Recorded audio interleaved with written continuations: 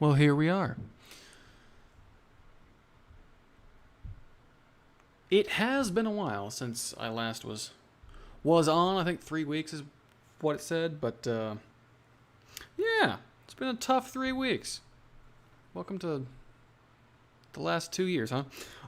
Anyway, though, the good thing about having like pent up frustrations and anxiety and just like general existential dread is that as a DM, you can channel that and force it onto your players. So we're gonna do that. We're gonna use everyone's favorite things, poisons and diseases, and make some creatures to really make your players feel just as bad as you do.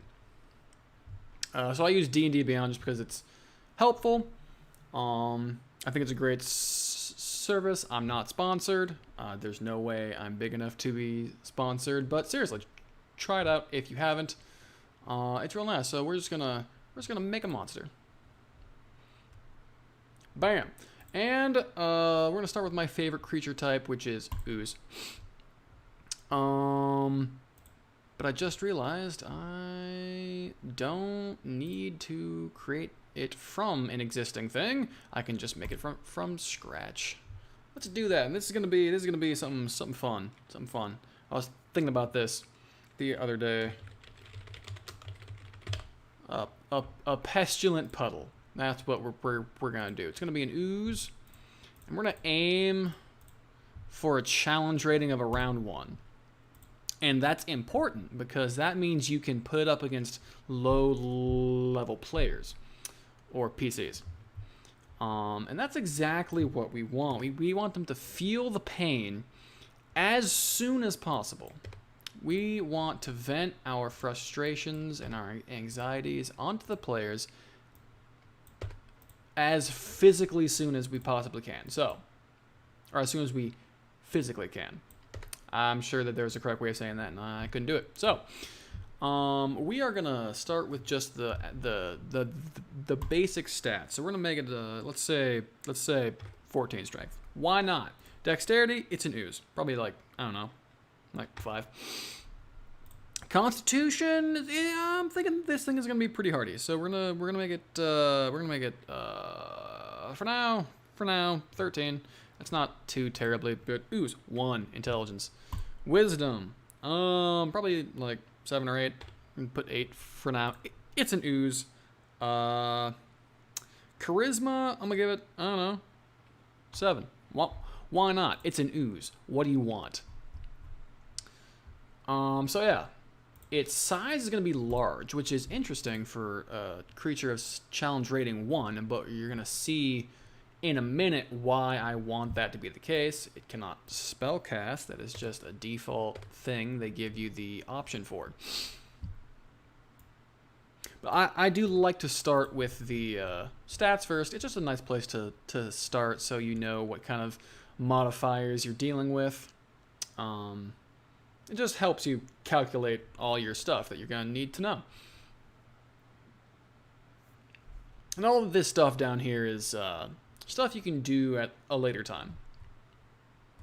So we want this thing to be a hassle. So the money is in the special trait. And I don't even know what to call it. Redundancy department. Puddle of pestilence. Why not? I don't have to be creative. I just have to make it painful.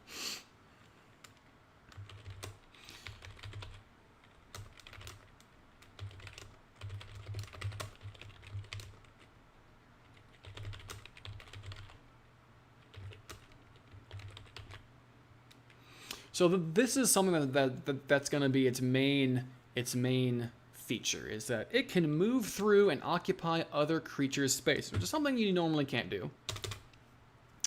But the idea is that it's just like where most oozes like kind of fill their space. They have like, height, width, really 3 dimensions. This thing is more just like a puddle along the ground. Hence why it's also large. It has like about the same amount of body mass, Probably a little bit more than a normal ooze, but it just like spreads itself out. So it can do that, but when other creatures move through this, I can't type.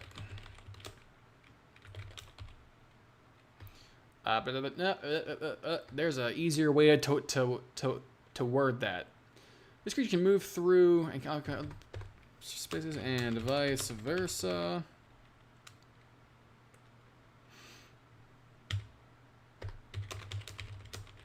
This creature's space counts as difficult terrain for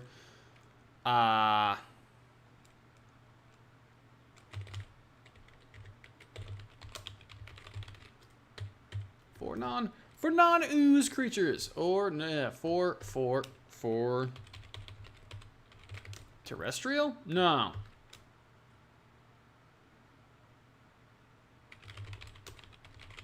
I've said the term other creatures. This creature can move through and occupy other creature spaces and vice versa, and this creature space counts as difficult terrain for other creatures. Okay. You can do it, but we're gonna punish them for it. We're gonna hurt them. We're gonna hurt them with this. When another creature, there's that term again. I keep saying it. Creature, start its turn or the end?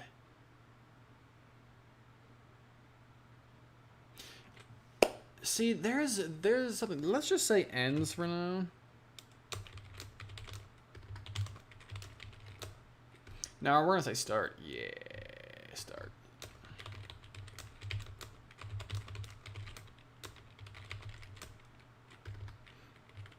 In this creature's space or enters it for the first time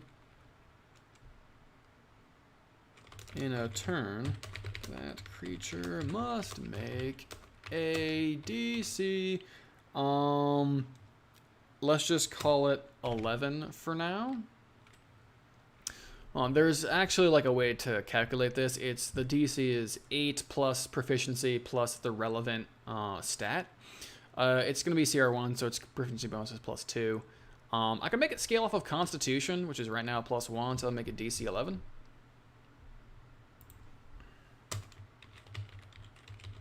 Constitution saving throw, or take 3 1d6 acid damage plus 3 1d6 poison damage. If the creature fails by 5 or more, they contract. Whoop, contract 56. They contract, what do I want to call it? Something funny? Maybe, I don't know. They contract puddle pain.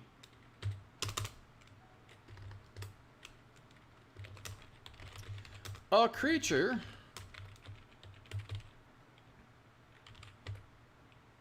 okay, so we're gonna stop right there.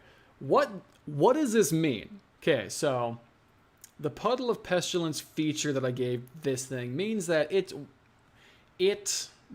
main form of attack is just by occupying other creatures' spaces. And then if they start their turn in that thing's space, or try to walk through it, or are forced to walk through it during a turn, they immediately have to make a Constitution saving throw or take a little bit of acid and poison damage. Now I know I said 3 as the average for each of them, but average on a 1d6 is actually 3.5. So on average, this will deal about 7 damage to the creature in question. Now 7 damage is not that much in the grand scheme of things, but at level 1, let's say, 7 damage is probably enough to put the wizard down.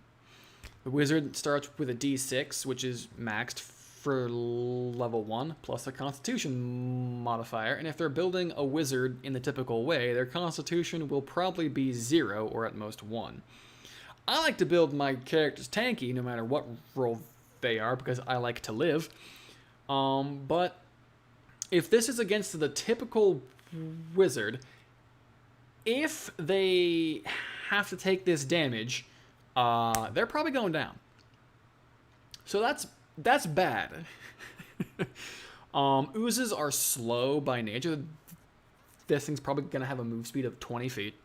So, of course, its glaring weakness is it has to, like, get up to you in order to damage you. It's not going to have any ranged attacks. I want to make people suffer, but I want to be fair about it.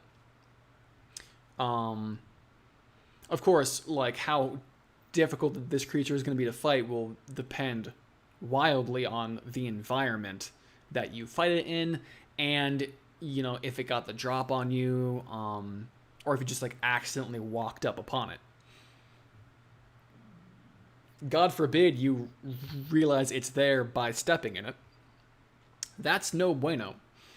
So yeah, against a wizard, this is actually a significant amount of damage. But keep in mind, this is a large creature, and I did that intentionally, so that it can have more than one party member in its space at once. So how you balance that, or find the average damage per round, or DPR, at least how they balance it in 5e, in 5th edition, is if there's an AoE effect that deals damage, to calculate effective damage per round, you multiply the average damage to a single target by 2. So you just assume it hits 2 people. Every opportunity it can. So while its main form of damage will only deal an average of 7 damage, it can do this to multiple people, so you have to assume it's hitting 2. So its average damage per round effectively will be 14, because it's possible for it to hit more than one person, so you just have to assume that for balance's sake to make sure you're keeping things fair. I want to hurt them, but I want to be fair about it.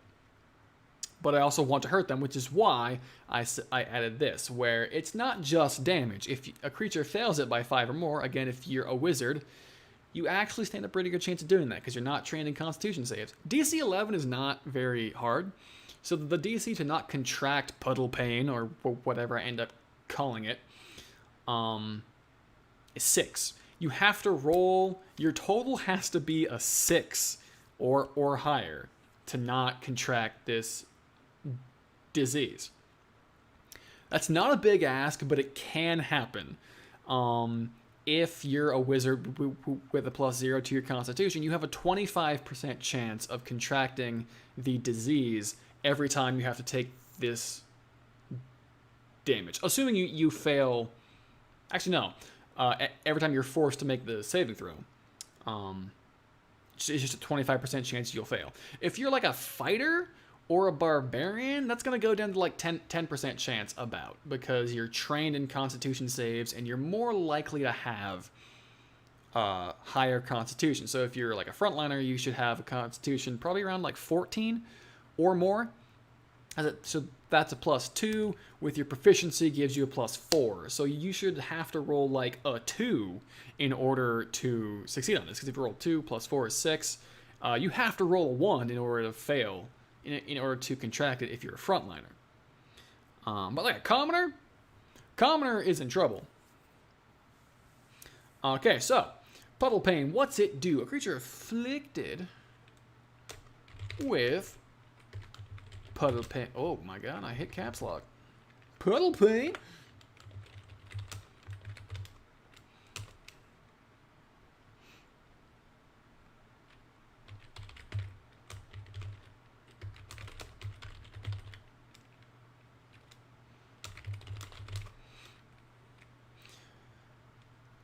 A creature afflicted with Puddle Pain feels pins and needles along with a persistent.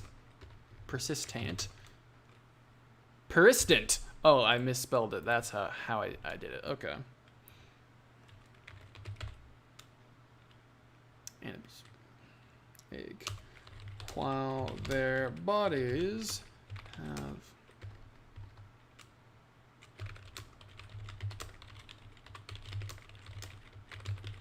from damage.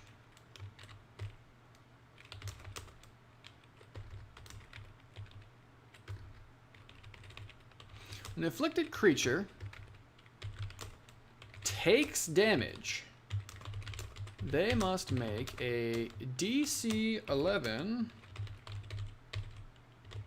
Woo!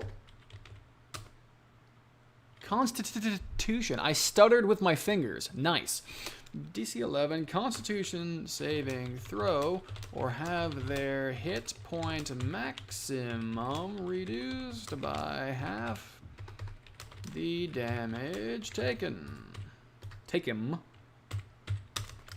If their maximum hit point value drops to, or is reduced to 0, they die. Bam! Oh, I have to include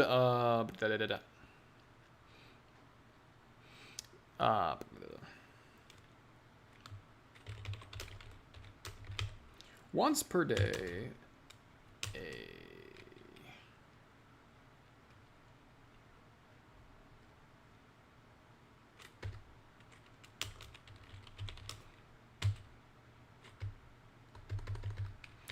this creature may benefit from a DC 11 medicine check. Once per day, this creature may benefit from a DC 11 medicine check. After 3 such successes, the disease fades.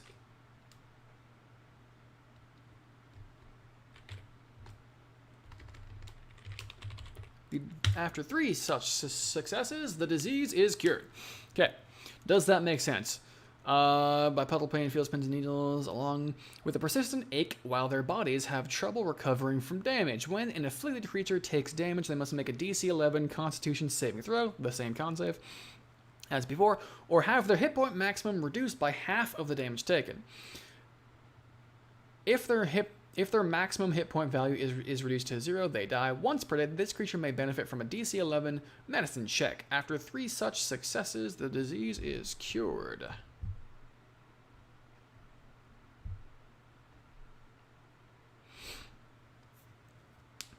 Okay, so this sucks. It can. It doesn't have to, but it really can in the beginning, because it means that there's a threat that half of all the damage you take is permanent until you cure the disease. That's nasty. That's not fun. That is real mean. So let's take the wizard I said from before. Assuming they take minimum damage. So they take 2 damage, 1 acid, 1 poison, and their hit points is reduced to 4. They contract the disease. Fine. Assuming they fail by 5 or more. Okay. If they take that damage again, and that time the ooze rolls average for the damage, that means they're about to take 7 damage. They're at 4. They're about to take 7. That's not a good example, actually. Because they're at 4, they're about to take 7, they're reduced to 0, and then there's 3 left over, which is half their maximum hit points, and they die anyway. So that's not a good example, but assuming they contract the disease, heal up, whatever. They manage to escape or kill the puddle. Cool beans. Let's say they take like an arrow and it deals like 4 damage. 1, ow, that's 2/3 of his health. And 2, that can then take away 1/3 of his maximum health if he fails the saving throw. That's bad. But what I like about it is that it's only half the damage taken, so it's a kind of a slower burn. But what that means is that they're tempted to keep going. Since it'll always take 3 days, at least 3 days to cure, the party still has to go about their business. And this effect is not the worst until it gets really, really bad. If your hit point maximum gets to a certain point, you will live in constant fear of being one-shot because you can't heal. Like, once this dude gets down to like 2 hit points as his maximum, like, he will live in constant anxiety. Because remember, if damage would ever reduce you to half of your maximum hit points in the negative, you die. So if this wizard has his maximum hit points reduced to 2, if he takes 3 damage, he dies because his hit point max is 2. So if he's reduced to -1, he dies, just straight up. So this is kind of a slow burn disease, but that's okay.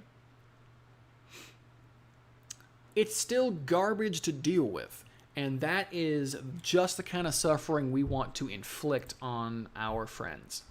So yes, that's fine. I like that.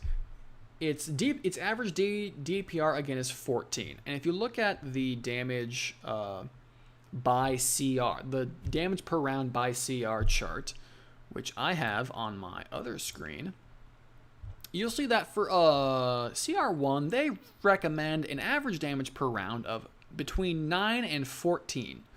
Okay, so that is exactly at the maximum right now. That damage is exactly the maximum that we would expect, but it also has like a recommended save DC. Within the save DC, they recommend is 13. Okay, so its DC is a little bit lower, but its damage is a little bit higher. Do I want to change that? I could change this to D4s, actually. You know what? I think that's the way to go. I want this to be fair. So that we're gonna make these D4s, dropping the average damage to 2 for each of these, technically 2.5. So the average damage is on one creature is 5. So your average wizard can survive the average damage of this. He'll be up with 1 hit point. Okay, so average damage is 5 times 2 because it's technically an area of effect.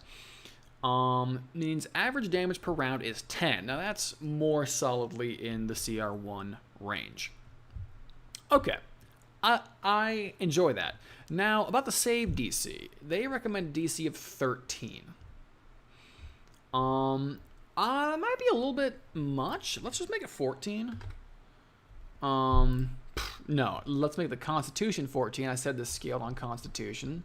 So 8 plus 2 plus 2 is 12.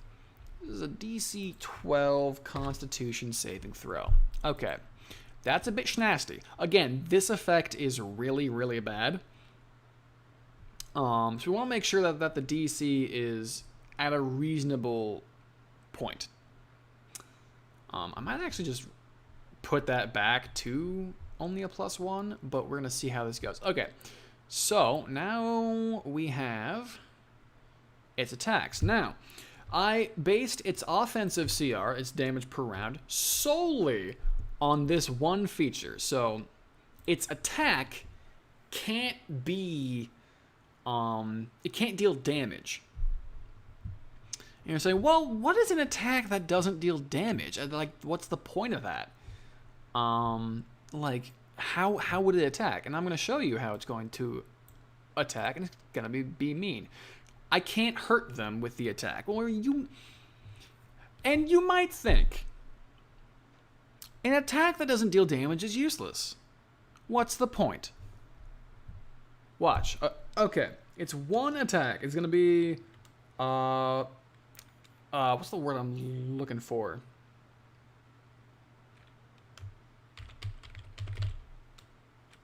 Hey! I wanted you to be italicized too. Hold up. Why am I doing this?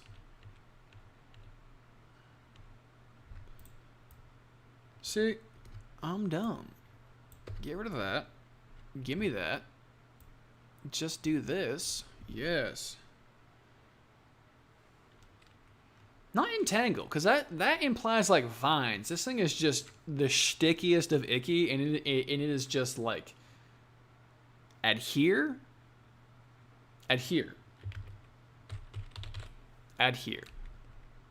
Melee weapon attack. Proficiency is +2.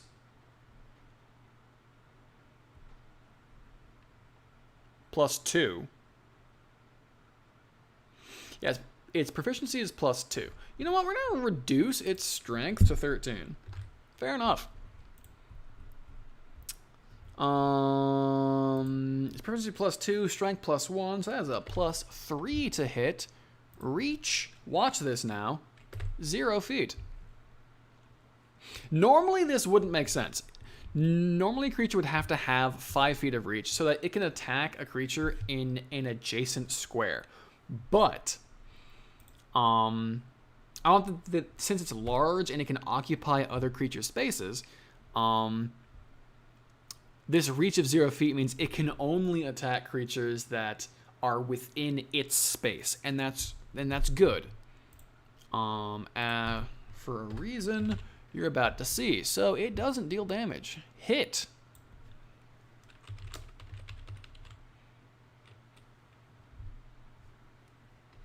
What does the hit do?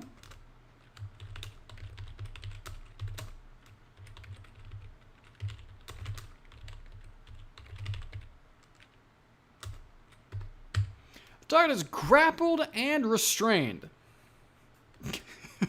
Doesn't deal damage. What does that mean? It means it's grappling onto them and they cannot move. That means that if they get stuck in it, this thing can make an attack to just keep them inside of itself. That's just the only thing it's gonna do. Is grappled and restrained.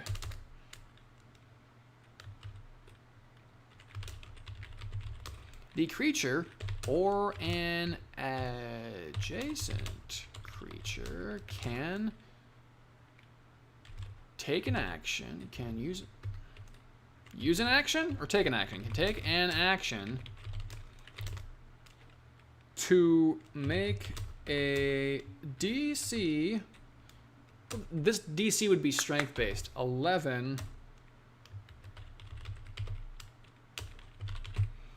Can take an action to make a DC 11 strength check to free the adhered to free the grappled creature. Bam. Okay. Why is this the worst thing in existence?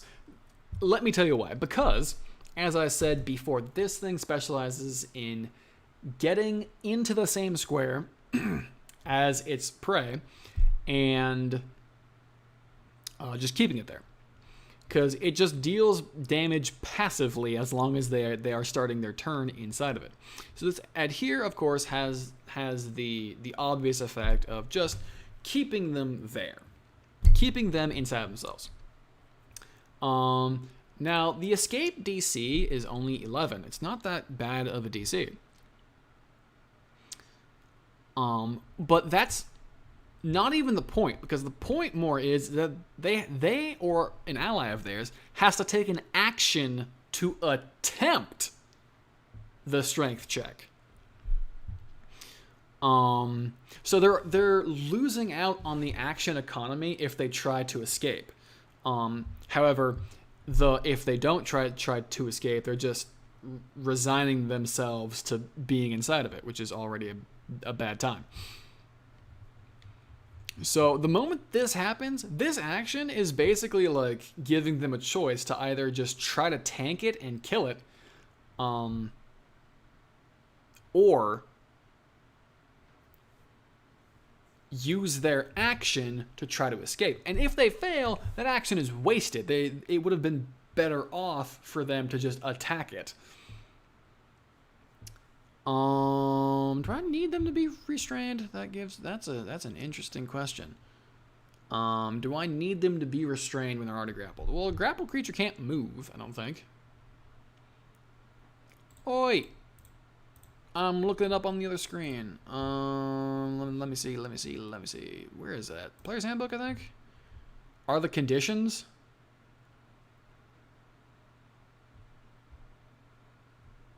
No?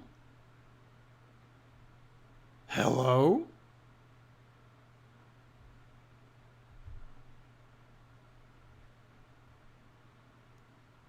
Is it really the DMG? Is it?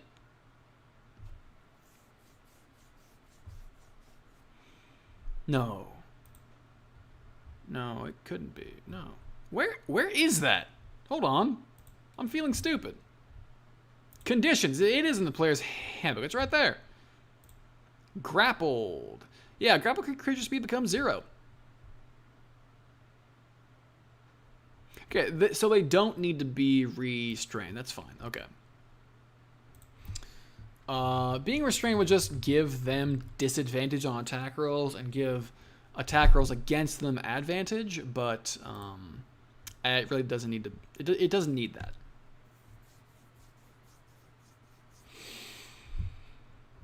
Yes, because the big thing is I just don't want them to be able to move away from it. Okay, now why is it important that its reach is 0 feet? Okay.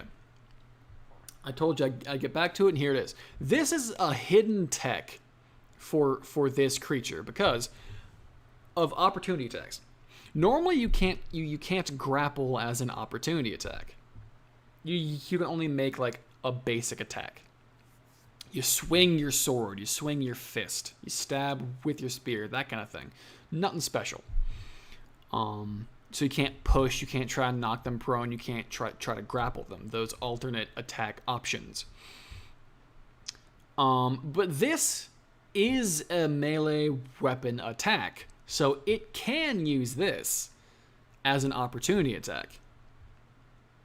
It's just that it has the effect of grappling them. Now, when do you get to make an opportunity attack? You get to make an opportunity attack when a creature within your threat range tries to leave your threat range. You make the opportunity attack right before they leave the threat range.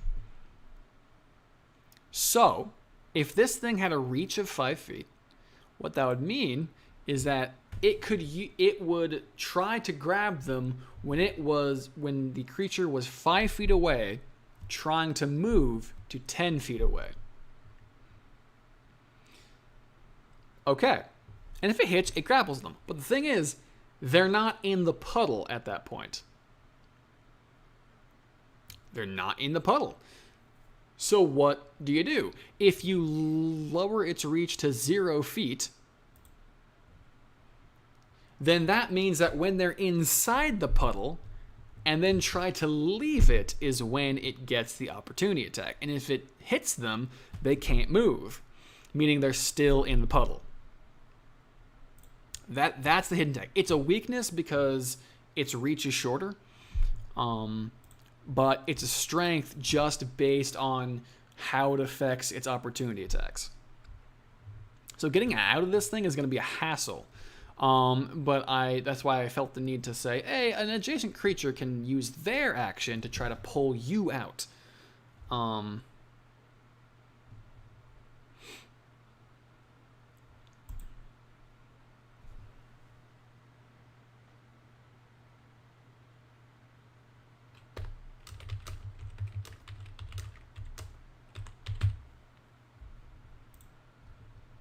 Okay, and I add this. The creature or adjacent creature can take an action to make a DC 11 strength check to free the grappled creature. If another creature took the action, they can pull the freed creature 5 feet. Meaning they can pull the dude out of the ooze. Because if they couldn't, that means that on their next turn, the previously grappled player would have to try to move out, but then their turn would start and then it would hurt them. They'd have to make this saving throw. So yeah, this gives you a fair way of getting out of it. Even if your strength is balls, if it gets to the wizard and his strength and constitution are both nuts, the fighter can loop around and try to pull the wizard out. Because the wizard can take one of these procs. The wizard can't reasonably take 2 of these procs. So giving them the ability to pull the wizard out is, in my opinion, crucial for balance. So yeah, this is really like the extent of the creature's abilities. What we can do now is we need AC, and hit dice. Hit points, passive perception. It's not trained. It's just 9 because it's wisdom has a -1 ability mod. Its dex is at a minus. Its dex is at a 5, which is the negatives are always hard for me. I think it's a -3. 8's -1. 9 and 8 -1. 7, 6, -2. Yeah, it's -3, so its AC is 7. 7, which is really bad. But that's kind of the way it go. How many hit points? Based on that handy-dandy table, a CR1 creature can have anywhere from 71 to 85 hit points. They tend to make things glassier than average in 5e to keep encounters very snappy. So they tend to make things have a higher offensive CR while they have a lower defensive CR, and then you just take the average, and that's its actual CR. It gets dicey with low levels though, because then it's if their offensive CR is too high, like their base attack could one-shot the party. So anywhere, so that's all, folks. Hit dice. I believe a large is a D10. Average of D10 for a hit die for a large creature. So we're gonna go. How many hit dice do I want this thing to have? Let's start with 6, just because its Constitution score is 14, so that's a +2. So 6 times 2 is 12 for the hit point modifier. Average hit points is just adding this to their average hit die. Their average hit die is a 5.5. +2 is a 7.5. And I don't want to do math right now, so 7.5 times 6 is going to be 45. Bam! 45. Okay. Now that is low for its CR, but it is an ooze, so it's immune to acid. This thing is made of poison, so it is also immune to poison. I'm sorry. Petrified, aberrant armor only. What does that mean? Poison, immunity. So it's immune to 2 things. When something has an immunity or a resistance in 5e, it's common courtesy to adjust its effective hit points, especially if it's a common one. Now these ones, acid and poison, aren't that common. So we can adjust its hit points up. I don't know if I would do double, but effectively doesn't really matter all that much. Even if I do count it as double, 45 goes up to 90 actually. For some reason I thought it was 35 and I was going up to 70. I forgot a whole 10. But that's okay. So it has effectively 90 hit points, which would put it firmly in CR2. But what you got to remember is that AC is low. It's at 7, recommend is 13, so, you know, that's fine. Technically, I think it's still a little bit glassier than it needs to be, but its offensive, its offense is more than the damage it deals. So that's fine. We're gonna make it a little bit glassier than I probably could and get away with it.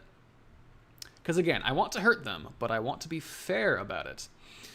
Conditioned immunities: blind, charmed, deafened, frightened.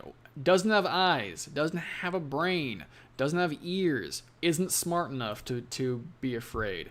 Grappled, it's a liquid. Invisible, paralyzed. Can it be paralyzed? I think no. Poisoned, prone, and restrained. It's an ooze. My man's a fluid. What are you gonna do to it? This thing is gonna be mostly in swamps. Or it could be an urban. Now, I know what you might be thinking. How is an acidic, poisonous ooze going to exist in an urban environment? The latrines. I'm just saying. If you have this thing, if you dig a hole and put this thing in the hole, that's a toilet. I don't care what you think. It's going to eat the excrement and it will subsist on that. It's an ooze. It can do whatever it wants. Okay. And it's natural armor, if you can call it that. Okay, and no saving throw proficiency. It's not really trained in anything, really. So we're not going to worry about that. If I was real mean, I would give this thing resistance to bludgeoning, piercing, and slashing from non-magical attacks, but I'm not quite that mean. Again, you could if you want to. That would really jack up its... that would definitely earn the effective 90 hit points. But I'm not gonna do that. So yeah, we need to add a description to this thing. A monster characteristics description.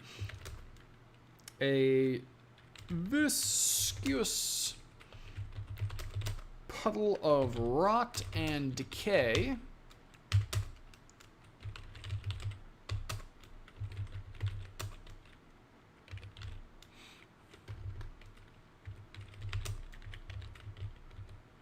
Scour swamps and undercities in search of their next meal.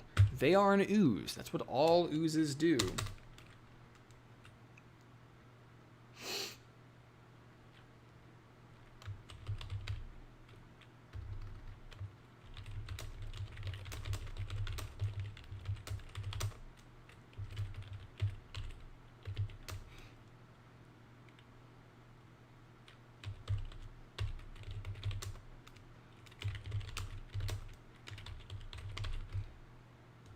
Vitriolic is specifically acid, I think. So foul nature is betrayed by...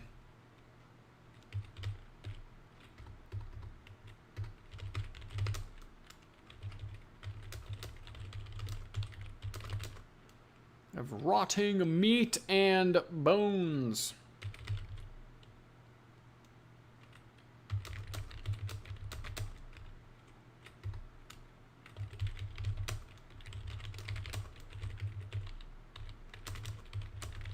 Follows in its wake.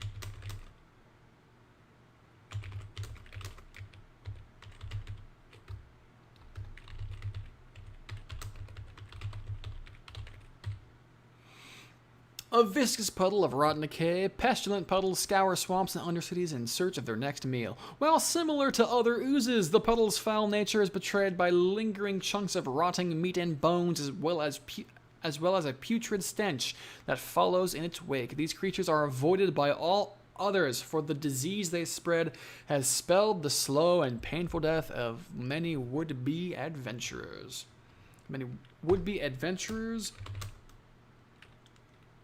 And fauna alike. Bam! And it's just a simple CR1 creature. We love to see it. Now we create the monster. Bam! Languages, none. It's an ooze. Senses, we need to add a sense. Because right now it has none. We're going to give it blind sight. Or tremor sense. Tremor sense. Yes. Tremor sense out to 60 feet. Why not? So if you're in the air, it cannot detect you whatsoever, nor would it want to. It reaches 0 feet. So it cannot reach above its own square. It doesn't matter. Skills, none. Movement. Here's the important part. It has a walking speed of 20 feet. And that's important because it means you can outrun this thing. It can dash at you, and that's important. It's possible to get away from it. You can outrun it. And that's important for a creature like this that gets its main damage from just being in your presence. You need to be able to get away from it. The thing is that once it closes on you, it becomes way more difficult to get away from it. That's really the important part. And likely, you're going to be fighting this thing in an environment that's not suited to you. Either swamps or an undercity. An undercity is usually tight, cramped. It's going to be kind of hard to get away from this thing. And in a swamp, your movement is going to be hindered. Speaking of, there's one thing I forgot. This creature moves. It can also, also move any opening at least 1 inch wide without squeezing.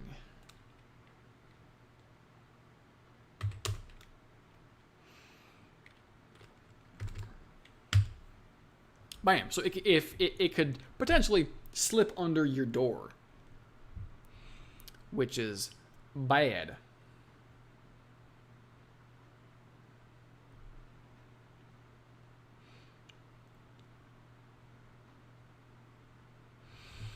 Now, it's also possible that it could be like immune to difficult terrain caused by like swampy sinkhole stuff, but that's more situational.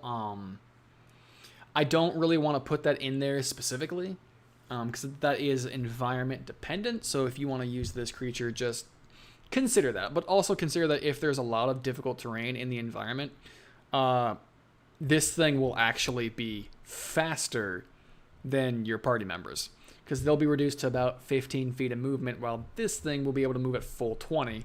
And this thing, with the ability to just run you down, is horrifying.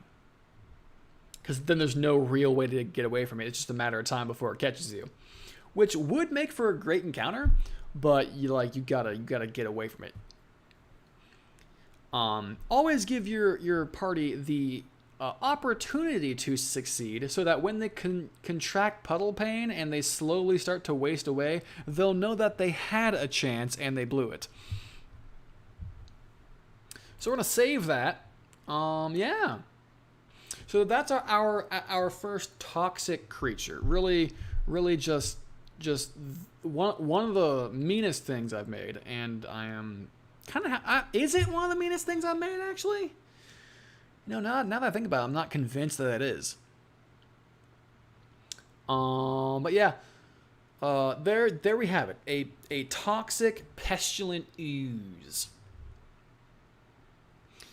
And we need to make another one. Another one. We need more diseases, more poisons, more badness.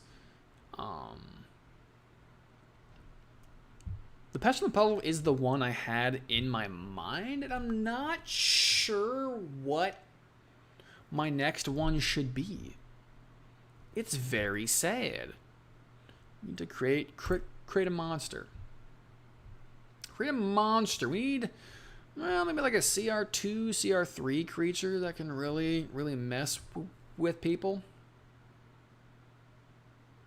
CR2 or CR3 creature that can mess with people.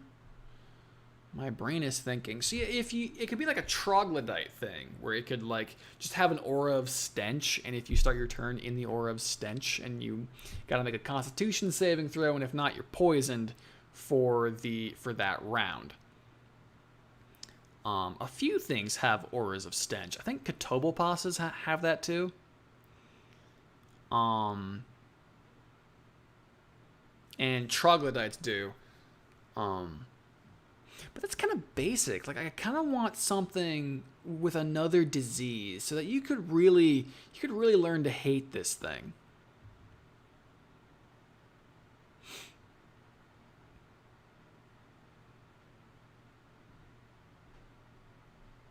You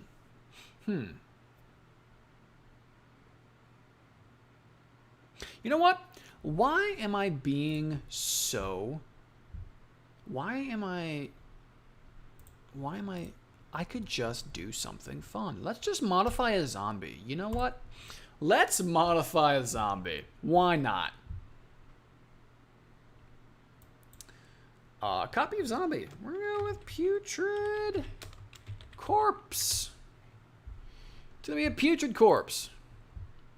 Okay, here we go. Undead Fortitude. Awesome. Okay. Sick. Sick, nasty, awesome. It's going to have Death Burst. Normal zombies are not bad enough to deal with, so we are going to make them worse. When this creature dies, each living creature within 5 feet must make I cannot type right now. A DC something. What stats is it? Oh, that Constitution. Why is it trained in wisdom saves? Hold up. Wait a second. I didn't know that.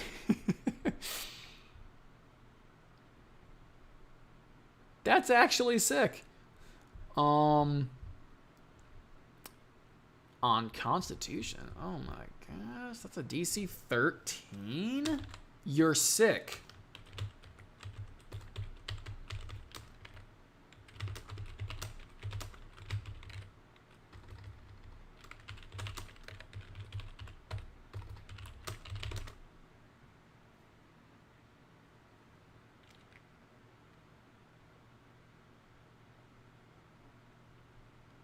I was about to say swamp rot, but swamp rot's a real thing. It's like a foot infection you get from not having proper footwear in swamps. So it can't be that.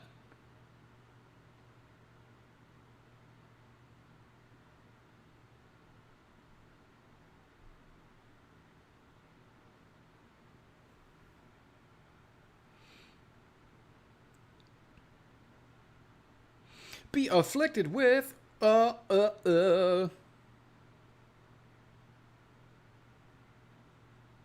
names are hard, man. Corpse cough. There we go.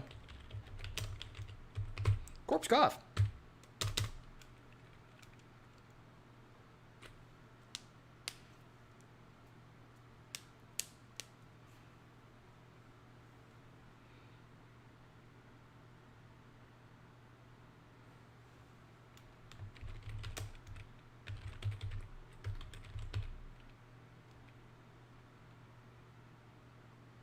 While afflicted, a creature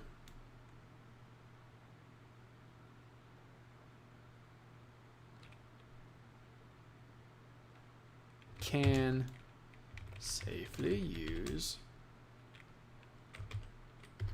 either its action, move,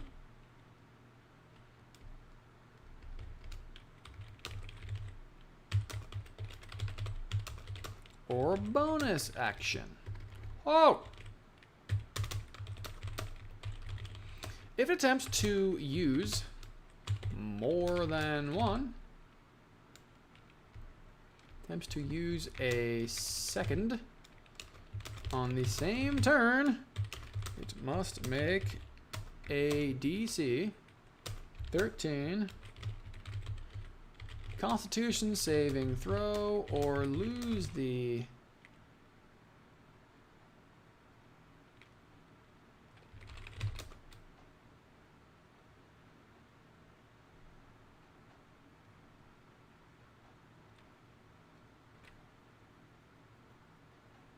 I can't say the second action because it might not be an action. It might be an action, a movement, or a bonus action.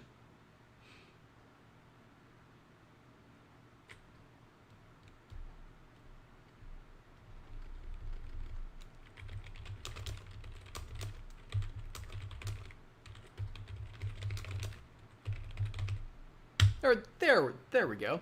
While afflicted, the creature can safely use either its action, movement, or bonus action. If it attempts to use a second on the same turn, it must make a DC 13 Constitution saving throw, or spend the rest of its turn coughing and hacking, meaning its turn immediately ends.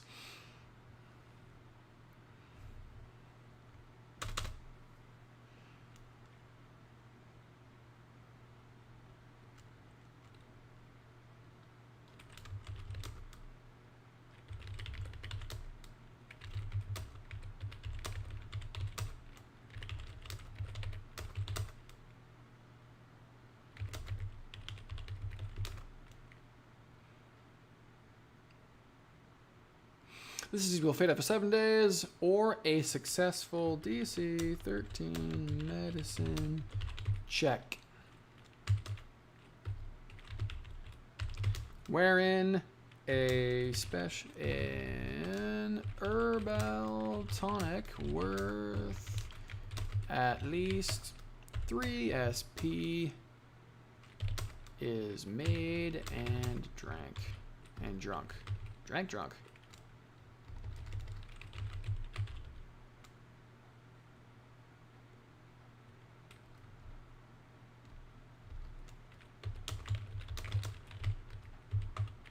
Made and consumed. Okay. What this means is that there's a monetary cost to try to get rid of this thing. You can wait the 7 days, but that would be obnoxious. So, yeah, it's not like quite as bad, but losing potential actions on your turn is rough. That's not good. So it takes, what, 3 SP? Let's bring that down to 2. It's just a simple tonic that has to be made, and you can use whatever plants you want. Like, I just say, like, yeah. It's worth 2 SP, but you get the one making the medicine check and probably just, like, make the medicine check, and if they succeed, it's like, oh, you just go out and find the plants to make the tonic.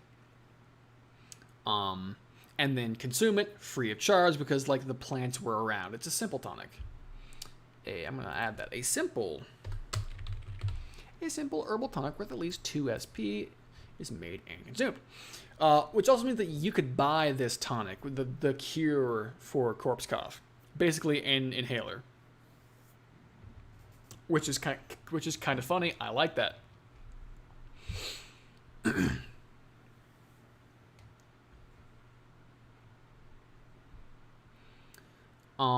Yeah, so it just bursts and just spews. It spews nasty business. You don't want that. You don't want it. I hate this new notation that they use. Yeah, this right here is obnoxious. I don't like it. Like all this like rollable dice notation, whatever. I think they do that so that you can just roll it in D&D Beyond. But I hate looking at it. It is so ugly. Do I want to change their slam attack? Maybe not. But you know what would be funny? If it could throw its arm at you.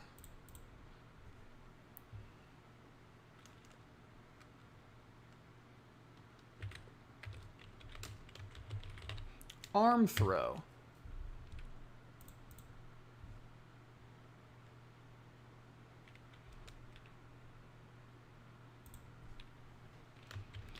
Ranged weapon attack. That's right. I'm giving zombies a ranged attack, and I'm not sorry about it.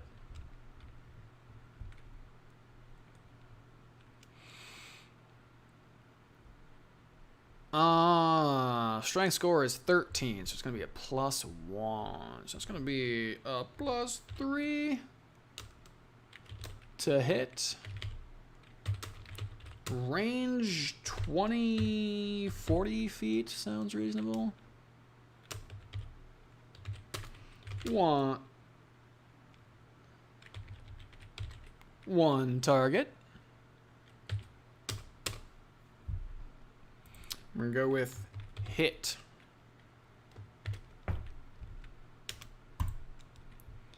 It's a ranged slam attack. Or what if they weren't proficient with this? It's just, it's an improvised. That would be hilarious. Let's make it that way, actually. 1 bludgeoning damage. 1 bludgeoning damage. And each creature within 5 feet of the target and each within 5 feet of it must make a DC 13, you guessed it, Constitution saving throw, or take... How much damage do I want this to do? Make it do like 2d4. It's an average of 5. Also boosts damage up to 10, which is schnasty. What would that make its DPR? I can calculate its DPR later. Let's just say 5. We're gonna make it 2d4 poison damage. Using this attack, consumes one of the putrid corpse's arms. Hold up.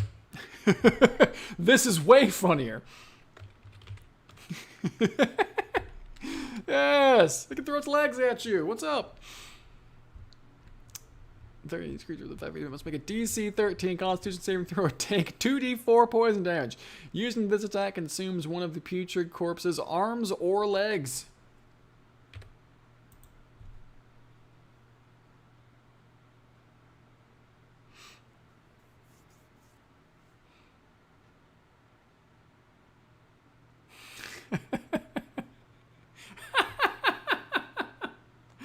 I really like that. God, that's so stupid. You just throw their limbs at you. Like, yeah, dude.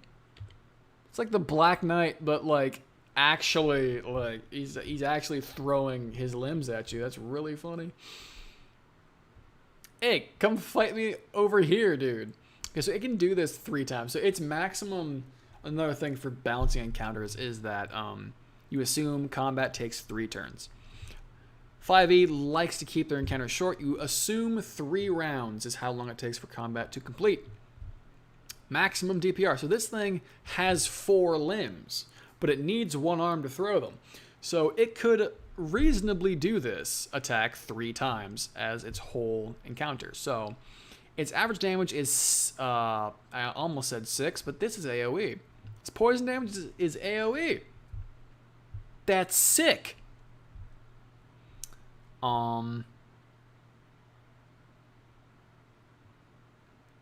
So its average damage is 5 times 2 is 10, plus 1 is 11. It has a CR1 level of offense, which is kind of funny because it's reducing its own ability to catch you every time it does this. But yeah, that's kind of fun that it does that. While it only has one leg, its speed is halved. There's a grievous injury called loss of leg or foot, and what that does is your speed is halved, and if you try to dash, you have to make a dexterity saving throw, I think, or you fall prone. So it would just be affected in the same way if it lost one of its legs. If it lost both of its legs, it would only probably be able to move like 5 feet per round about, as it just drags itself with its one arm. So yeah. After it does this damage, it's really not much to deal with. Also, this is a saber suck, and I'm cool with that. Just like you take the poison damage or you don't. Fine, cool beans. And it only gets the poison damage if it hits with the attack. Is the way it goes. There's a lot of conditions on this attack. That strength is only 13. Damn. There are a lot of conditions on this attack, and I am cool with that because it has the potential to be actually nasty. What's it got? 22 average hit points. 1/8, 1/4 for Undead Fortitude, because Undead Fortitude is actually sick. Yeah, so its offense is up to CR1, so half. The average of 1/4 and 1 is 1/2. CR 1/2. Its range is not good, and there are 2 conditions on this poison damage happening, so I'm cool with that. CR 1/2, dude. What's up?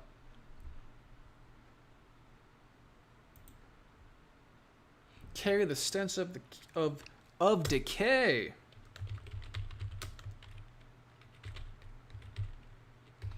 Corpses are ones that have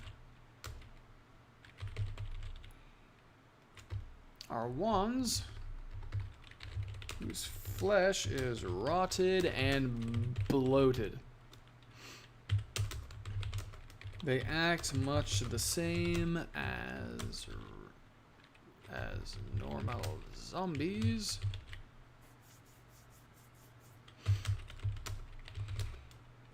But will tear off and throw their own limbs at their prey, which explode on impact into poisonous, fleshy slag. That is definitely a sentence I just said.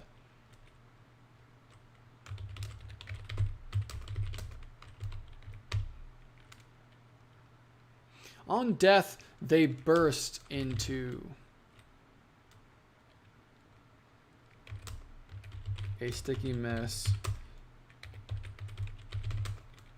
afflicting nearby creatures with corpse cough, though not deadly.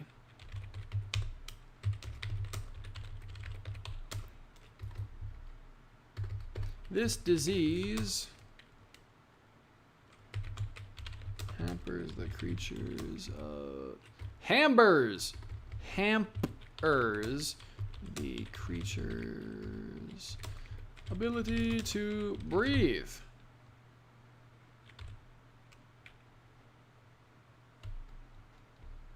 Breath. Breathe.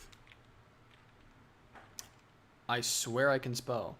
Though not deadly, this disease hampers the creature's ability to breathe.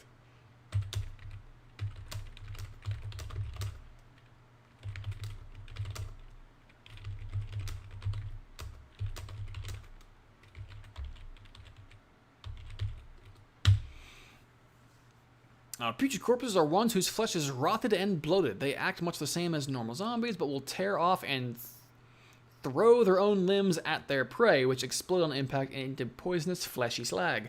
On death, they burst into a sticky mess, afflicting nearby creatures with corpse cough. Though not deadly, this disease hampers the creature's ability to breathe and can make them fall into a coughing fit if they overexert. As such...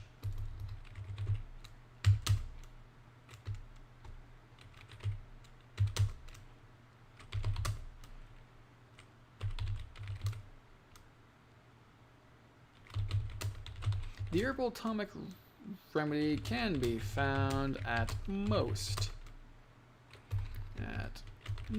all apothecaries. Bam! Also, swamp. Because... oh, so I'm going to save that. I like that. That's fun. A zombie that tears off its own limbs and throws them at you. The reason I didn't have its thrown limbs deal more than 1 damage is because it's not trained in that, so it's an improvised weapon attack. And if you're not a tavern brawler, improvised weapon attacks or unarmed usually do like your strength modifier damage, and its strength mod is 1. So it just deals 1 bludgeoning and then it just into the nastiness. You have 20 feet? Yes. Senses. Dark vision? Yes. Good, Anakin. Good. The putrid corpse. I like that. I kind of want to do 1 more. So we got a CR 1/2 with a potential very surprising amount of damage. If it hits and if they fail the saving throw. But yeah, they're no tankier than any other zombie. Though zombies don't really need to be tankier. Like, they are already... dude, this one zombie in the campaign I was a part of, it lasted so long. I was a PC, so it was extra annoying. It lasted for like 3 whole rounds just from undead fortitude. It would not die. It would not give up. We didn't have radiant damage to deny it the opportunity to use undead fortitude, and it would not give up. We almost just walked away from it because just like it won't go down. It won't do it. Okay, so we got a CR 1/2. We got a CR 1. Okay, these low-level disease bringers are doing God's work and doing the devil's work. Let's be honest about that. Because I want 1 more in like CR 3 to 4 area about. Because that's when you can really start like getting mean with things. How do I want to do that though? How do I want to do that? Create a monster. Let's okay, so I got a disease that lowers your maximum hit points. I have a disease that affects your action economy. It's important that these diseases do different things. With varying degrees of intensity. Corpse Cough has a higher DC, but the effect isn't as deadly most of the time. Not having the option to move if you already attacked can be deadly in the wrong circumstances, but all that means that you really have to prioritize your action economy. The biggest problem with Corpse Cough is if you want to disengage. Because disengage is an action and then you have to move. So Corpse Cough is, I think that's probably the worst part of it is, yeah, you can't reposition before or after you attack, and that can be obnoxious, but free item interactions being what they are, if you have Corpse Cough and you're holding a sword, dropping something is a free action. You can just do it. That's no action. Just drop this sword. Free item interaction. Bring out your bow or your ranged weapon. Notice that I didn't put free item interaction on the list, so you can also do that for free. It's only action, bonus action, or movement that you can't do two of those on. So your free item is fine. Bring out your ranged weapon, which everyone should have. Every single character, irregardless of what class you are, should have both melee and ranged options. It doesn't matter if they're good. It doesn't matter if, I only use melee. My strength is 20, my dexterity is 10. I don't care. Have a ranged option. There are like thrown weapons scale on strength. Use those. If you're really averse to having a bow, that's fine. Use your strength, throw an axe. Fine. Have both melee and ranged options, because nothing feels worse than being useless for one or more turns. Don't be useless. Even if you throw the axe and you miss, you had the opportunity to do damage. You had it. If you miss, fine. At least you took the action. So yeah, that's it. It's not as bad. I forget why I got on that tangent. But Corpse Cough is not as bad as the Puddle Pain, which is a stupid name for a disease, but I don't care. So I want something around CR 3 or 4 for this last one. Okay, let's think for a minute. What kind of disease have I not done yet? So I got one that lowers your maximum HP slowly. I've also got one that affects your action economy. What's something else that I could do? Exhaustion is a fun mechanic to make people suffer with. There are 6 levels of exhaustion. Level 1 is disadvantage on on ability checks. Level 2, yada yada yada. Level 2, I think your movement's dropped. Level 3, is level 3 your movement's halved. Level 4, disadvantage on. No, level 4 isn't 4 disadvantage on everything, or is that 3? Can't remember. At 6, you die though. No, because 6 is death. 5 is unconsciousness. 4 is your hit point maximum is halved. 3, your movement is halved. I had to work my way backwards. So yeah, I could do exhaustion. Or I could do something stupid. And I kind of want to do something stupid. Okay, what's a CR 3 or 4 creature? What's a CR 3 or 4 creature that I can change and make nasty? Plant undead. What kind do I want? I kind of know what I want to do. We're gonna get stupid here. And I mean that literally. I am going through on my other screen. Miscellaneous creatures.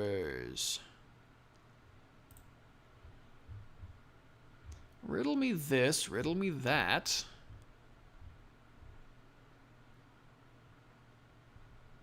What are the statistics for a swarm of rats? Yo, bats? A bat swarm? CR 1/4? Maybe.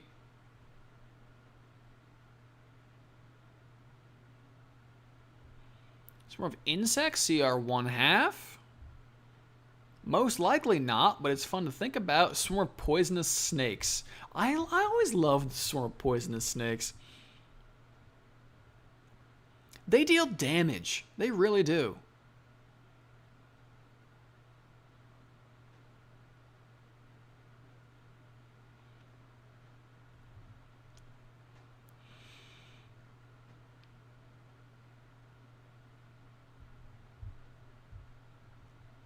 A swarm of kippers. I got crit by a swarm of kippers once. Dealt me a fireball's worth of damage.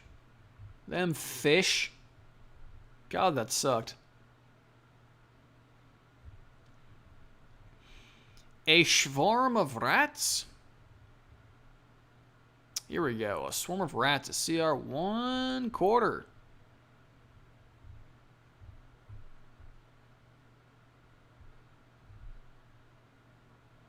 Can make it a swarm of ravens.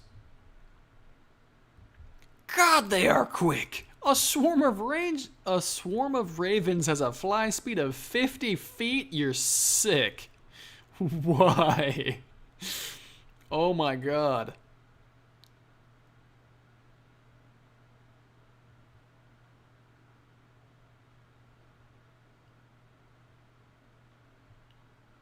Okay, that's what we're gonna do. We're gonna do beast.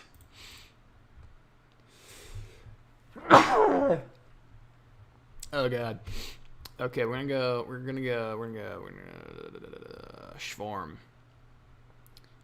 Give me the swarm of ravens. Here we go. This is gonna be mean, but it's gonna be fun.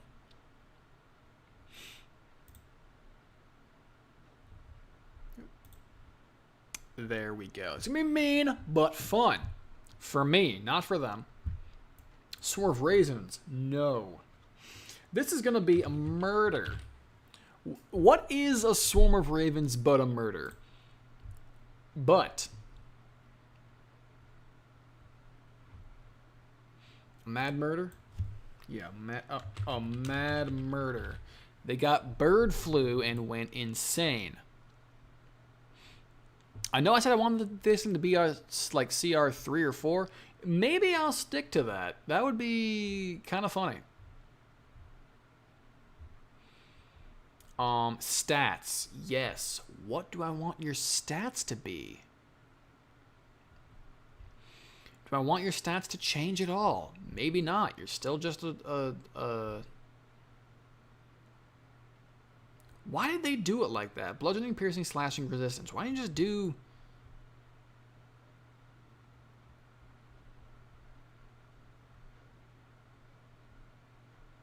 Can you not do them as a group? No, those just have riders on them. That's weird. Huh. That's really weird. Hit point modifier -7. Ew.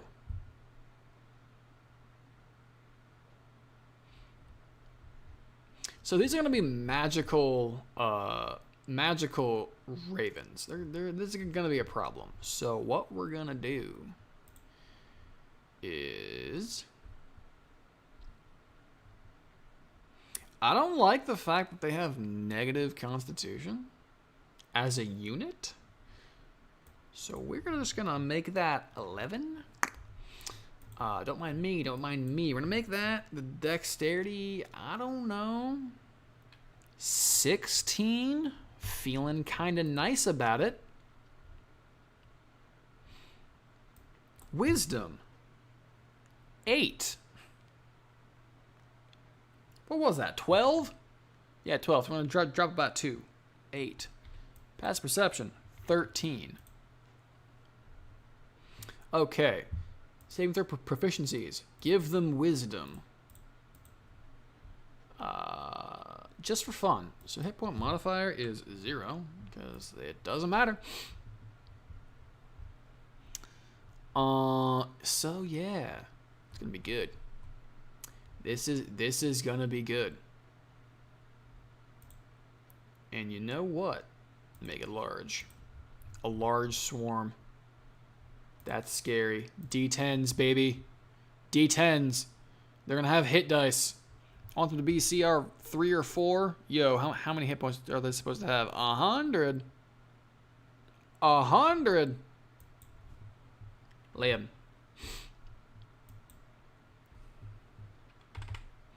Average hit points. They have no constitution modifier, so the hit point modifier is 0. 5.5 times 11 is not 55. That's 5.5 times 10. I'm stupid. 10. They have resistance to bludgeoning, piercing, and slashing, so their average hit points are effectively doubled. Their effective hit points is effectively double their average, which is 110, which is solidly CR3.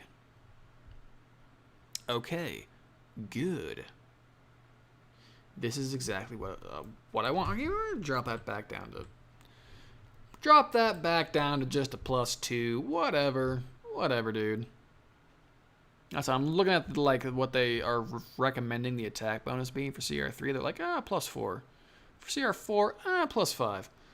The proficiency bonus is still only +2, so that would be a +4. That's okay, I guess.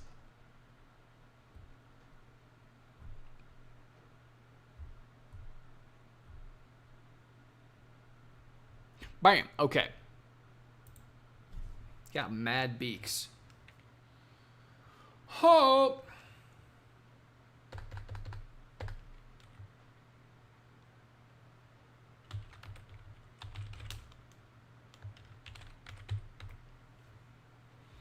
Maddening beak. God, I hate this notation. I'm just going to get rid of it. I hate looking at it.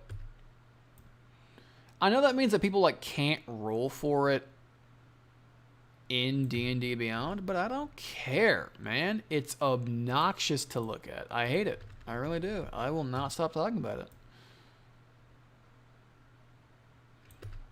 He says right before he stops talking about it. Ugh.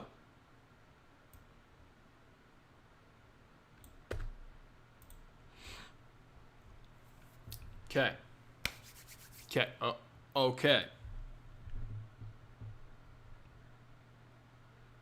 Deal. Average of 7? Oh, what CR was this? 1/4? 7?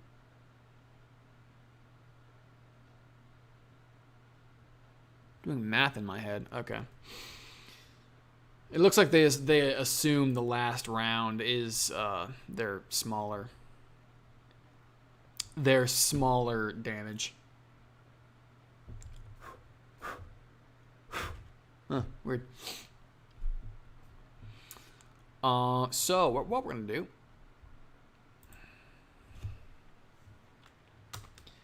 and we've been doing a lot of poison damage. What if we did psychic damage? I like that idea.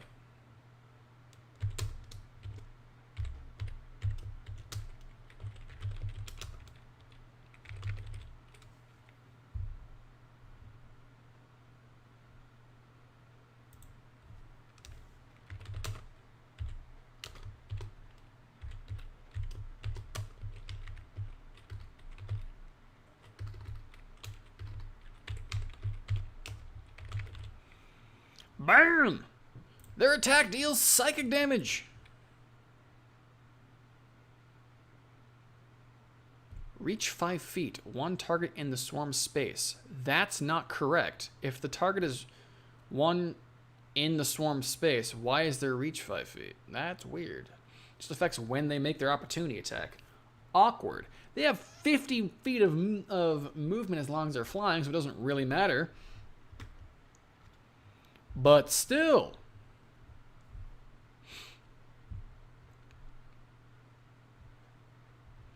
It's a large farm. Maddening beaks. They pick one person and they hit them with their beaks. Cool beans.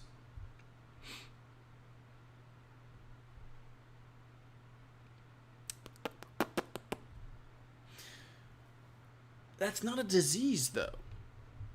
They needed a disease. They need something bad. A magical disease. That's what they need.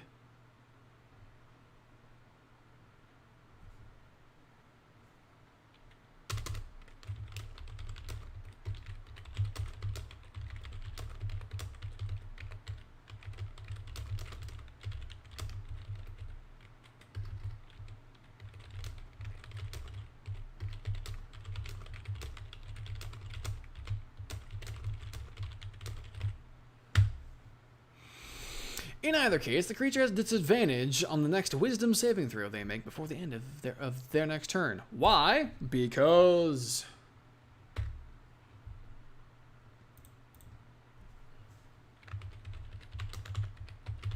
Murder Madness!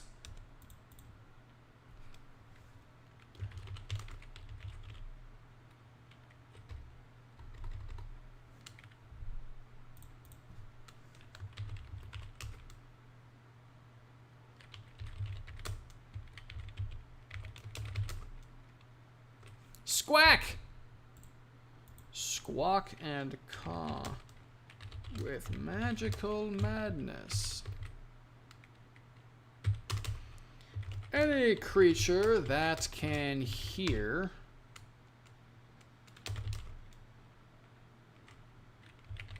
the swarm and starts its turn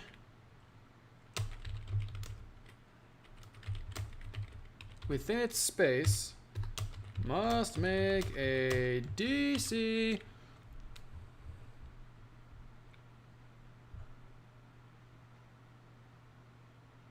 What would I base this on? Like the CR3 save DC is 13 and CR4 is 14. What would I base that on? I don't know. Probably their charisma? Dude, honestly, jack up their charisma. Bam!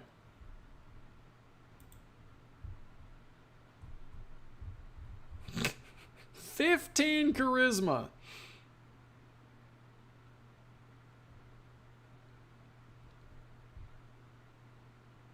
Because I hate you.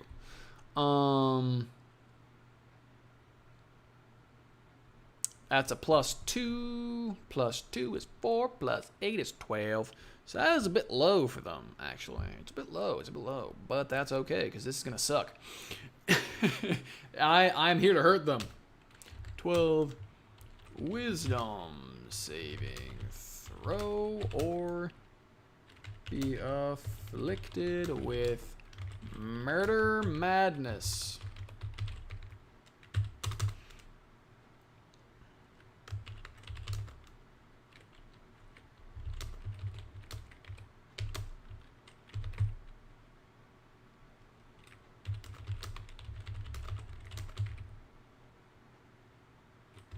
Must repeat the saving throw or have their wisdom reduced.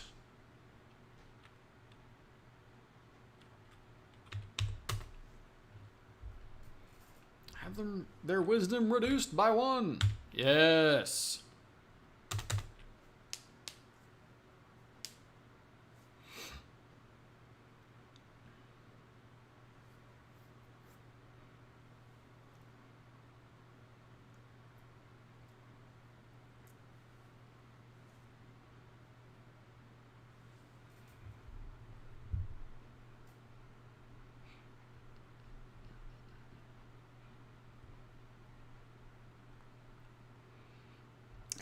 Every 24 hours at dusk, the creature must repeat the saving throw or have their wisdom reduced by 1. That's already bad.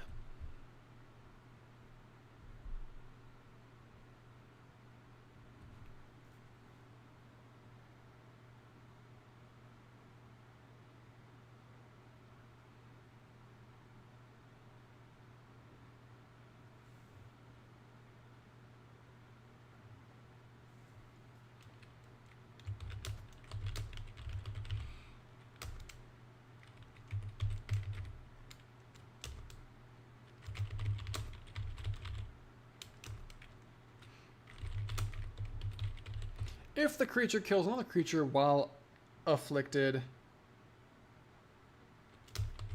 they must immediately make repeat. Oh, no. There's a quicker way of saying that.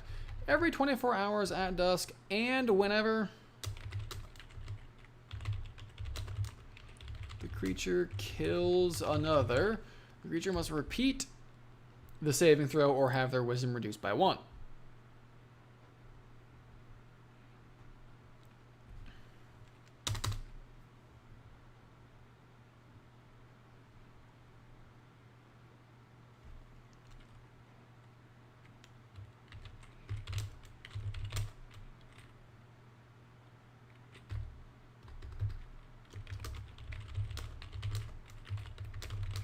With less than 10 wisdom has disadvantage on the saving throw.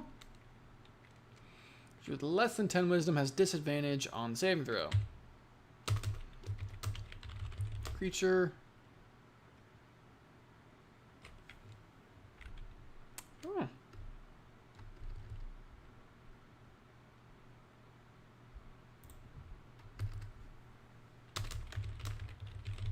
In addition,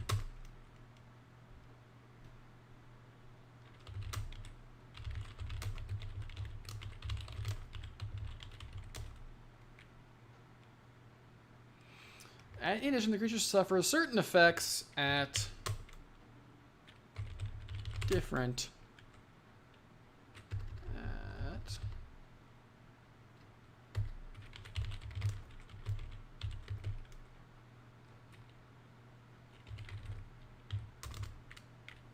certain thresholds, and I will describe them here.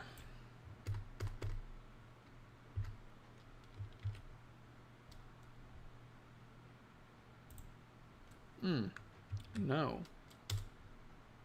No.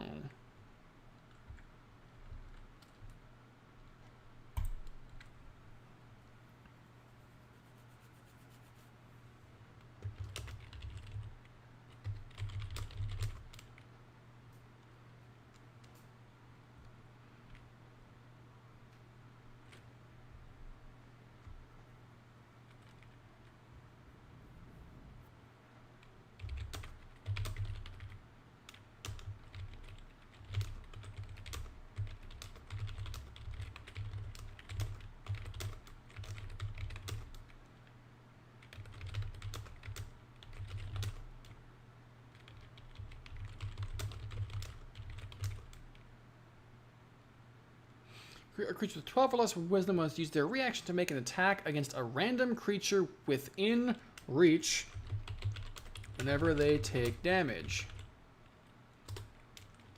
A creature with 10 or less wisdom has disadvantage on wisdom saving throws. A creature with 8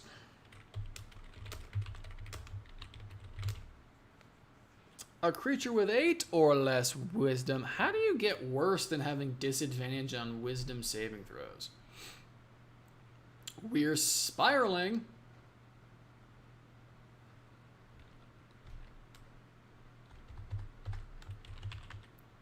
Whenever a creature with 8 or less wisdom makes an attack, they attack a random creature within range, and a creature with 6 or less wisdom perceives all other creatures as hostile toward them. And that's where things go bad.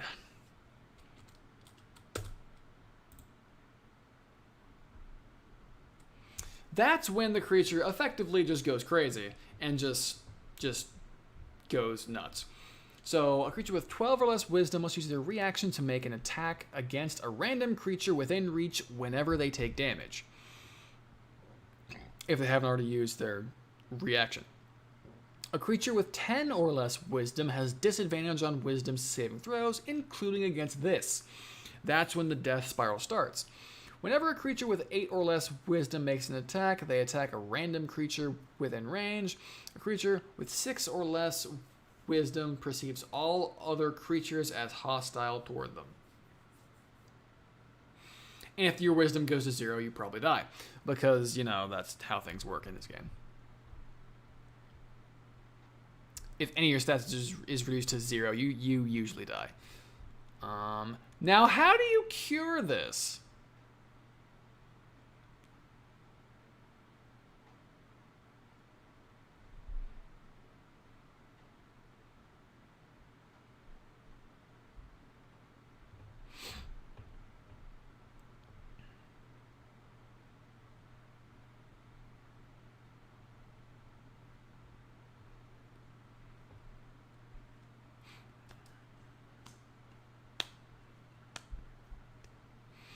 How do you cure murder madness?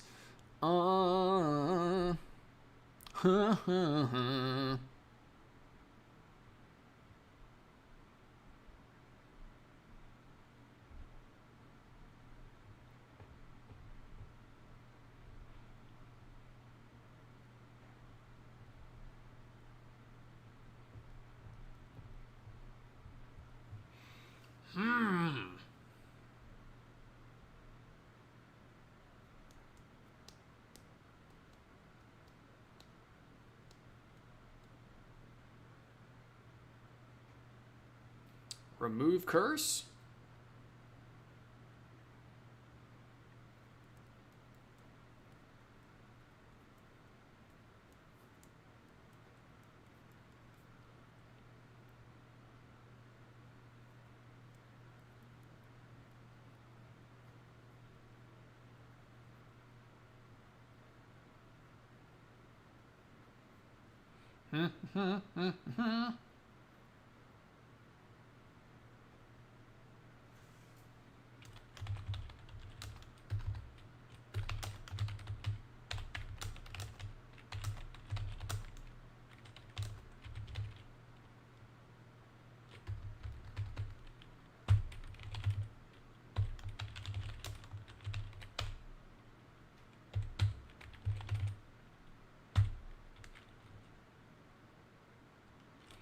Murder madness can be cured by remove curse.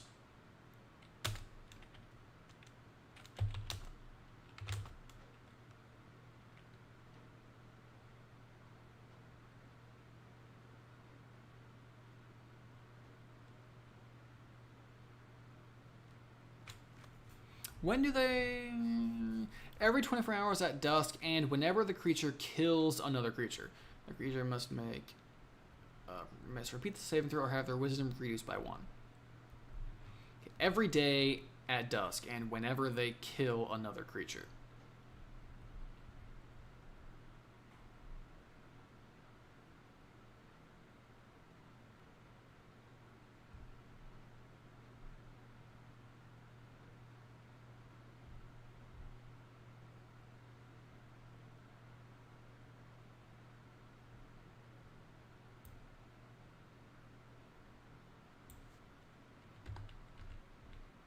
Oh.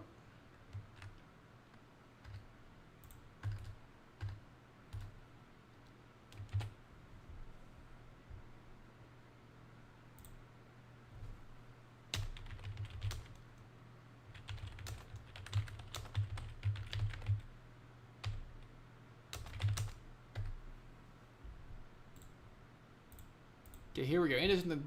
In addition, the creature cannot deal damage non-lethally and suffers certain effects at certain thresholds. Suffers additional effects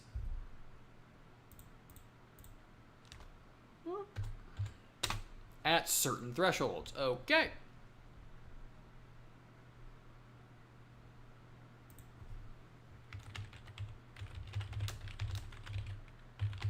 or by abstaining from violence.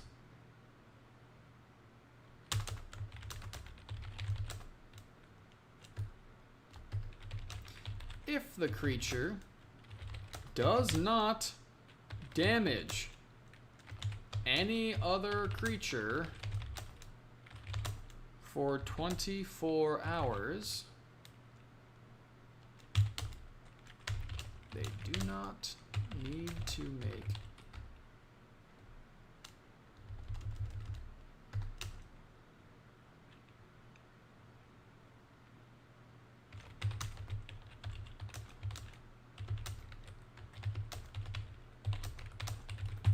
and succeed in the save throw at dusk, their wisdom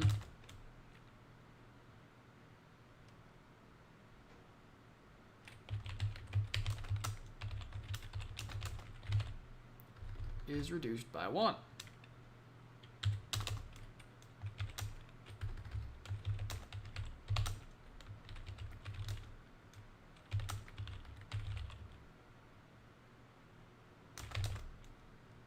If their wisdom is restored to its normal value,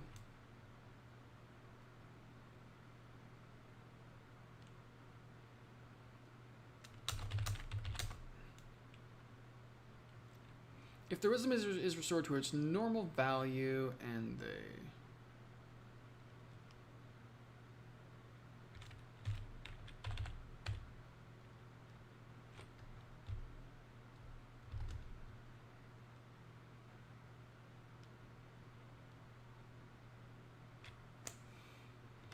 creature does not damage any other creature for 24 hours and succeed on the saving throw at dusk, their wisdom penalty is reduced by 1. If their wisdom is restored to its normal value in this way, Murder Madness, their Murder Madness is cured. Murder Madness can be cured by remove curse or by abstaining from violence. If the creature does not damage any other creature for 24 hours and succeeds, grammar, that's why that sounded weird, on the saving throw at dusk, their wisdom penalty is reduced by 1. If their wisdom is restored to its normal value in this way, their Murder Madness is cured. But they can't hurt anything. Remember, if their wisdom is 12 or less, whenever they take damage, they have to make a wisdom saving throw or try to hurt someone that's near them. Okay, sick. I like Murder Madness. It's a magical disease.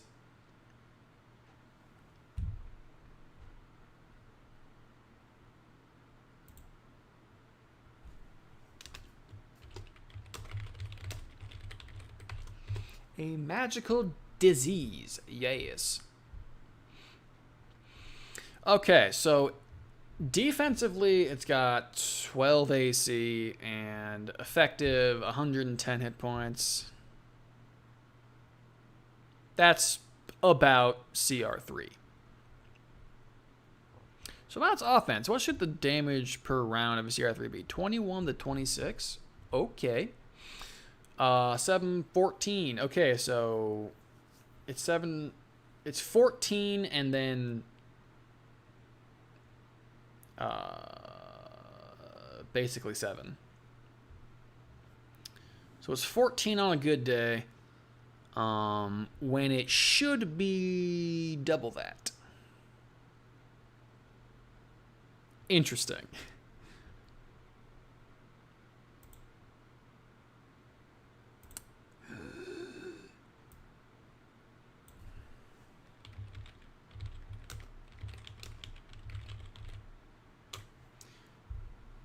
Yes.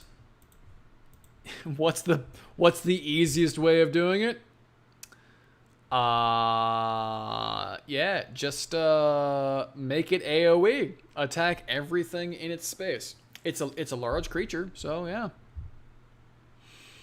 It does this attack against everything in its space. So it still has a reach of 5 feet. So yeah. It uses Dex to attack, which is +2. Its proficiency is +2, so it's a +4 to hit. This is a CR3, does 24 damage. Average damage at when it's going, and then 14 on the last one. So it's 24 plus 24 plus 14 equals, divided by 3 is 20. So it's actually a little bit low on damage, but murder madness. I'm fine with it. Its average damage per round is 20, whereas it should be 21 to 26 but that's okay because murder madness is kind of nasty. So this is a pretty solid CR3. Again, this creature's real damage is from the disease it gives you. That's really how it hurts you. 2d6 piercing and 2d6 psychic, or 1d6 piercing and 1d6 psychic. I could always improve that to like a d8 to bump up its damage per round. That would make it effectively 9 psychic damage, which would then be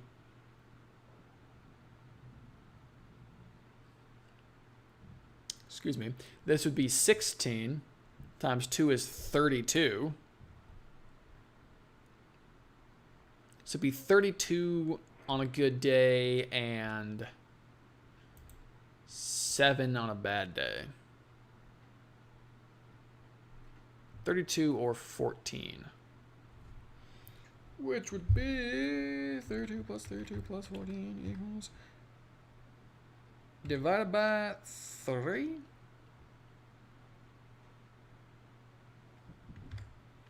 Which would be like the top. It'd be 26. So that's too much of a buff. We're just going to have to chill with our bad selves here and be sick with the fact that murder madness is kind of a pain. Also, must point out that the second way to remove murder madness is if they abstain from harming other creatures. They have to not damage something for 24 hours. And then succeed on the saving throw at dusk. If they haven't, if their wisdom hasn't been reduced yet, then that instantly cures it. But the thing is, they can't hurt anything, and if they fought the swarm and killed it, they have hurt something for that day, so they can't. They can't do this. Plus, if they're afflicted with murder madness and then kill it, they have to make the saving throw. That's gross, and I love it. Because if their wisdom is reduced to a certain point, they just start swinging on everyone. I mean, they'll start swinging before then. But yeah, at 8, they really shouldn't be in combat, if I'm being honest. It's like a random creature within range. If you're using a ranged attack, don't do it. If you're using a bow, dude, and your range is like the entire battlefield, every time you attack, you stand a good chance of shooting a friend in the back. Do not be in combat with that man. Let him go monk and just sleep it off. And as the added coup de grace, where's Psychic at? Bring them here. Psychic resistance.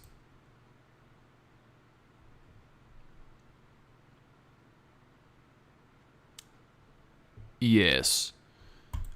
Should I give them charisma saving throws? I kind of want to, just because they're nasty.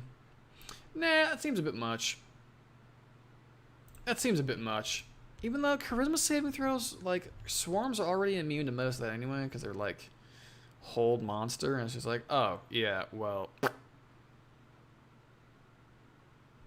Or, like, charming spells, and it's just like, bruh, I can't be charmed, bro.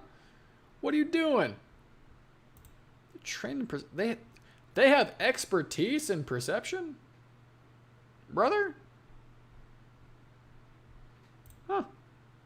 Weird. I like that. I really do. Okay, so we got all kinds of diseases in this place. We got a disease that slowly lowers your hit point value whenever you take damage. We got a disease that messes with your action economy by giving you a terrible cough, and we got a magical disease that makes you go insane and start swinging on your friends. I love it. I love that. Feel free to use these at your discretion. I will be giving them to the community. I never gave a description for the Mad Murder. I'll do that before I release it. But I will be putting these out to the community on D&D Beyond. Feel free to use them. Make your party suffer if you're in a bad mood. Yeah, I usually don't condone DM on player violence, but sometimes you just gotta be annoying. You know, life has got us down these past 2 years, and you know some people have it too good. Your players need to understand that being a DM is work, and it is extra work, and it can cause, anxiety and stress. Like, is this encounter balanced? Am I telling a good story? Are my players having fun? Am I engaging them? It's a lot of stress, and if they don't appreciate that, use some of these things to make them feel a little bit of that, man. Schadenfreude and all that. So yeah, this has been fun. This has been the first official Dungeons and Dragons stream that, Dungeons and Dragons like content creation stream, which I hope to do more of in the future. Streaming and scheming. If you are one of my players and you have found this, don't. I'm not going to use any of these that I just made in my campaign probably, but in the future, stay away, you rat bastards. Trying to get early access information, trying to metagame. No, you think just because I'm putting it out on the internet means it gives you permission to cheat? No, fuck you. So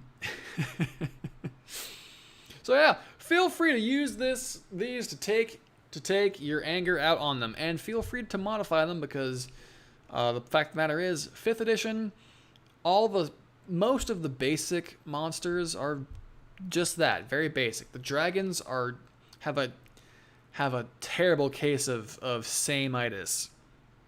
The only tangible difference between them is the element of their breath attack and its shape. Feel free to customize things. Look for inspiration in all kinds of places. 5th edition is a great addition to customize things. Just tweak them in slight ways and make them your own. The foundation's all been laid out for you. Feel free to go crazy. Sometimes literally. So yeah, this has been Streaming and Scheming.